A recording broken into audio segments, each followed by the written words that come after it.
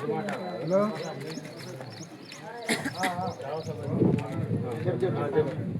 ఆదింపేట గ్రామ ప్రజలకు గ్రామ పెద్దలకు అలాగే మన కార్యవర్గానికి ఉప సర్పంచ్కి అందరికీ కూడా విజ్ఞప్తి. ఈరోజు గ్రామ సభ ముఖ్య ఉద్దేశం ఏంటంటే ఊళ్ళో బెల్ట్ షాపులు ఎక్కువైనాయి. ఎంతోమంది యూత్ తాగి అశువులు బాసి కుటుంబాలకు భారంగా మిగిలిపోయారు. ఎన్నో కుటుంబాలు రోడ్డు మీద పడుతున్నాయి.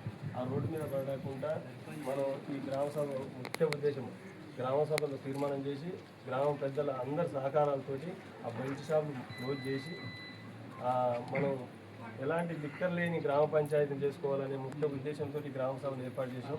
ఏదన్నా మీకు మీ ఉద్దేశాలు ఏమైనా ఉంటే ఎవరైనా ఒక్కొక్కరు లేచి దీనివల్ల నష్టం ఎంతోమంది ఎన్నో కుటుంబాలు ఇలా అలా పోయి కూర్చొని ఒక 10 నిమిషాలు వస్తానన్న పోయిన వాళ్ళు 1 గంట 2 గంటలు డే అంతా వేస్ట్ అయితే అటు పని నష్టం ఇటు ప్రాణ నష్టం అన్నీ జరుగుతున్నాయి.